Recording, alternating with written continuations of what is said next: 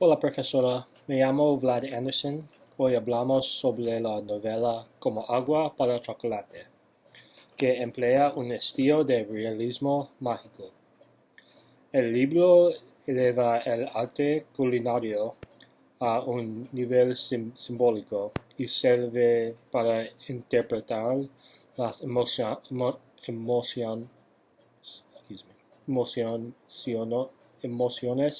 muy fuertes generadas por diversas situaciones. Nuestra lectura empieza con el refrán: dicen que al buen entendedor pocas palabras, pronunciado por la figura dominante de Mamá Elena, la madre de tres hijas jóvenes, Gertrudis, Rosalia y Tita. Con esto ella les indicaba que tenían que repartir las labores. Una hija tenía que meter a las gallinas, otra debía sacar agua del pozo, y la tercera tenía que traer la leña para la estufa. En este momento, la hija menor Tita, que solo contaba con 15 años, anunció con voz temblorosa que su admirador Pedro Mosquiz quería venir a hablar con Mamá Elena. Parte B. Entonces, Mamá Elena lanzó una mirada que para Tita representaba todos los años de represión y soledad que ella y sus hermanas sufrían bajo los mandatos de su madre. ¿Por qué había tanta represión y ahora silencio? Porque según un costumbre familiar, la hija menor no podía casarse, por eso Tita tendría que velar a su madre hasta la muerte. Aunque Tita quiso protestar en contra, las preguntas que quería hacer no podrían recibir una respuesta. En esta familia se obedecía y punto. Al día siguiente, Pedro se presentó en la casa con la intención de pedir la mano de Tita, pero Mamá Elena le explicaba la razón por la que Tita no podía casarse. Por fin, Mamá Elena le anunció a Pedro que su segunda hija, Rosalia, quien era 2 años mayor que Tita, estaba disponible y preparada para el matrimonio. Bajo esta costumbre, Tita no tendría su propia familia para cuidarla en su senectud, y así empezó una vida amarga de lágrimas interminables para ella. La misma mesa recibiría sus lágrimas por toda la vida. Bueno, ya terminó mi narración. Hasta la próxima, profesora. Por la parte C, como agua para chocolate is a saying which translates, it's like chocolate to boiling water.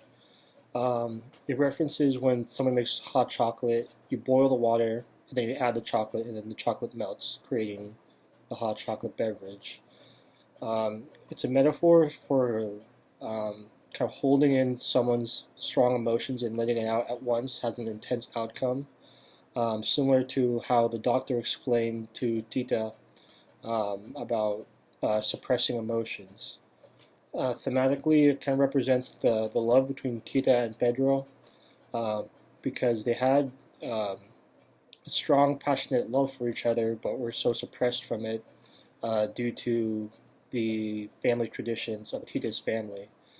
That once they were able to finally be together, at the end of the movie, uh, the emotions kind of exploded so hard that Pedro passed away.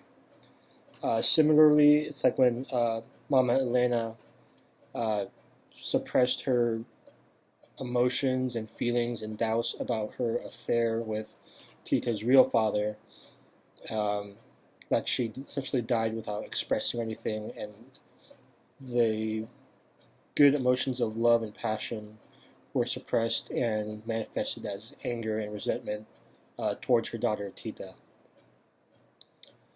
Number 13, El buen entendedor pocas palabras, essentially translates to a good understanding, and little words.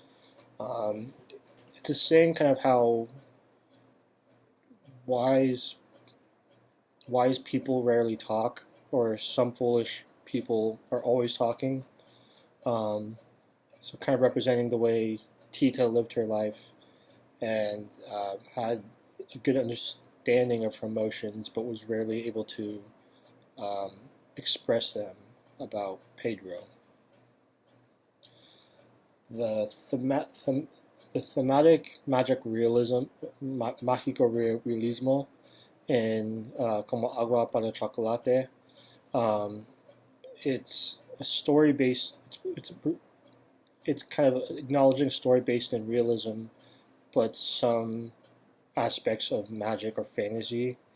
Um, and I think this is represented by Tita's, um, essentially her magical abilities, um, through cooking, and essentially kind of making curses in a way through her food. So, if you remember during her sister's wedding to Pedro, um, she is sad and sick about about losing her love with Pedro and him getting married. That those feelings manifest in her food, and everyone at the wedding is sad and laments a lost love of theirs, and then they all get sick. Or we see, Tita starting fires, or kind of changing the weather, mirroring her emotions, um, and as well as getting Rosaria sick through her cooking, or when she makes the rose petal sauce from the roses that Pedro brought for her. When she uses it in in the dinner in the dinner she cooks, everyone feels that kind of love and passion, and, for lack of a better word, horniness, I guess, and causes her middle sister to actually be so enamored with these feelings that she ends up running away with the rebel soldiers. Um, that's the rest. That's the rest of my reading. Gracias y hasta luego.